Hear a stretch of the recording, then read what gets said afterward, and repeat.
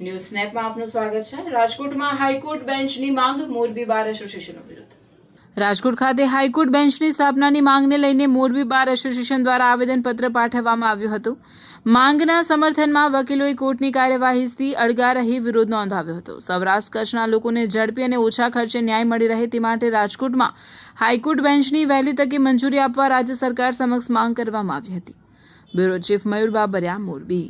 અમે આજરોજ હું દિલીપભાઈ અગેચાણીયા, પ્રમુખ શ્રી મોરબી જિલ્લા વકીલ મંડળ, આજરોજ અમારી વકીલ મંડળની ટીમ દ્વારા આખા સૌરાષ્ટ્રની અંદર આપણું મધ્યસ્થ કેન્દ્ર રાજકોટ છે, ત્યાં પહેલાં પણ હાઈકોર્ટ બેન્ચ હતી અને અત્યારે અમારી હાઈકોર્ટ બેન્ચ રાજકોટ ખાતે જો કાર્યરત થાય તો એના માટે પબ્લિક, સામાન્ય પબ્લિક, સરકારી અધિકારીઓ, પત્રકારો, પોલીસ, વકીલો, સામાન્ય માણસો બધાને સરળતા રહીએ, ન્યાય હંમેશા સરળ અને સસ્તો રહીએ એવી ન્યાયપાલિકાની એક માંગ હોય છે।